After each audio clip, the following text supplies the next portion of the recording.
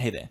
I've been tinkering with my 7-point goblins list for a little while now, and while it's felt better and better, my goal is to make it as good as I possibly can.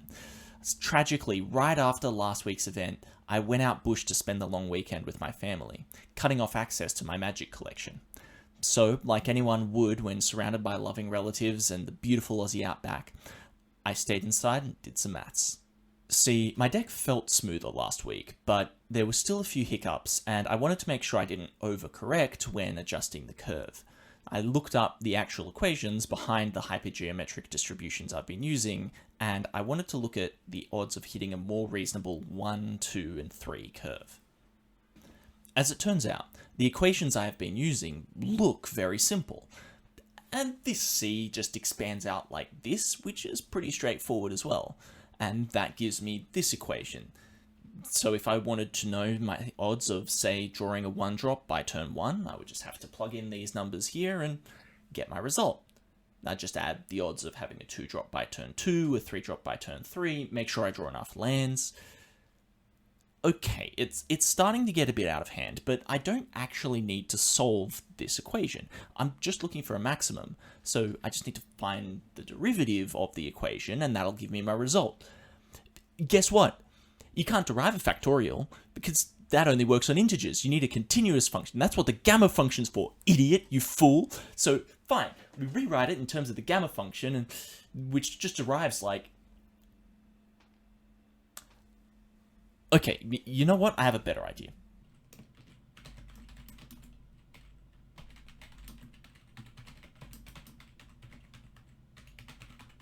Obviously, I won't be using this exact distribution. It forces me to exclude a bunch of important cards like Earwig Squad, but I can use it as a guide, and I've implemented it as part of an explosiveness calculator, which tells me my odds of hitting either a strong curve or the straight nuts, as well as which changes will make the biggest improvements to those odds. Now, before I went ahead and did all this, I did get to experiment with a few changes. The main idea was to improve my mana base consistency so that I wouldn't pay so much life and I'd have better blood moons, and also I wanted to try out the Grumgully combo. Grumgully himself was pretty disappointing, but I enjoyed having a Lord in his slot, and I haven't missed Boggart Harbinger. That card was the worst card in the deck, hands down. I wasn't 100% sure on putting Chromox in, but it hasn't let me down so far. It was the best accelerant that I didn't have in the deck already. I decided to cut a 2-drop to add it, since it gets me straight up to 3. Now, let's compare this list to my calculations from earlier. You may applaud. Now, this isn't a perfect representation, and within these ranges, you're working in fractions of a percent. To be honest, you always want more 3s than 1s anyway, since the impact they have on the game just gets to be that much higher for the mana that you invest in them. I'm happy with the 2s though, because they're kind of in between, so if I'm just going to play the best ones, I'm cool to stop there. So after all that, I really just need room for an extra 1-drop. I could cut a land, since my non-land mana is enough to put me over the threshold of consistently not screwed, but I'd rather not depend on mana that dies to a force. I also could cut an over 3, but all of those are pretty important as part of the combo plan or main deck hate, which I guess just leaves the Bandito as my only cut. The hard part will be finding something to replace it with. I've experimented with a couple of things, and Grease Wrench Goblin was the best performing. Even though I don't often have things to discard, the power boost can be relevant, and hey, even drawing me 1 extra card might be good enough. So that leaves me with my deck for tonight. Let's see how it goes. I made it! 3-1 in matches, 7-3 in games. Feel really good about how this week went. It obviously wasn't perfect, but this was the first week that I feel like I had no major game-losing mistakes.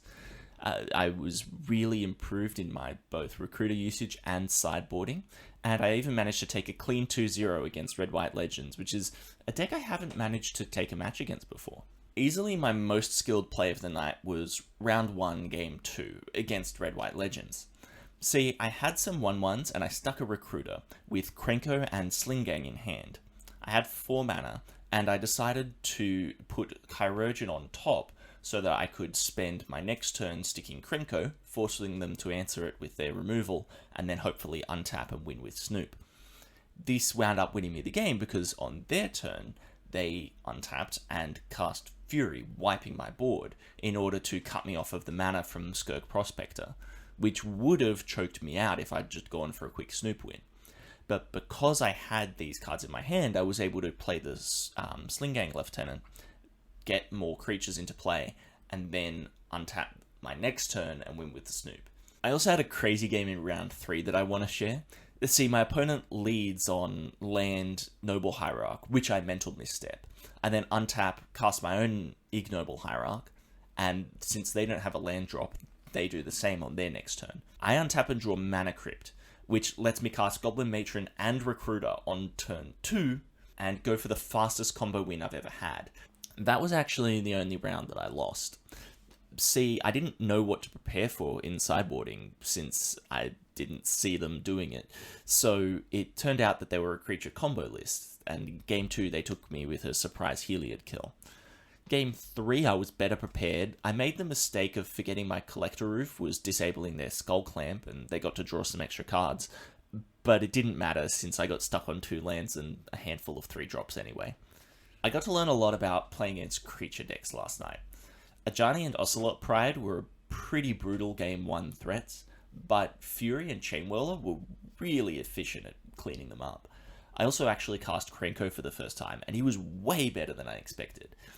See, the fact that he comes down on turn 4 is actually pretty huge because I'm deploying must-answer threats leading up to it. My opponents were usually out of removal by the time he came down, and at that point, he just starts exponentiating my board. Sideboarding also felt way better. I was never disappointed to draw a sideboard card, and I'm happy to keep changing things out.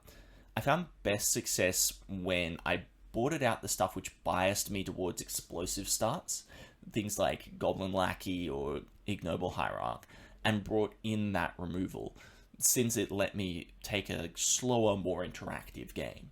This event also puts me at the end of my 3 weeks of Goblins, and I've been thinking about what comes next. See, I don't just want to leave the deck by the wayside. It's a lot of fun, and I want to be able to show that I can actually have consistent results with a deck. But at the same time, there aren't really any major changes I'd like to make to it, which leaves me in a bit of a content void. So I've started tinkering with another deck. You'll hear about it soon, but it'll take more than a couple of days to build my own list from scratch. So expect to see Goblins next week. Until then, good luck, have fun, and may the best wizard win.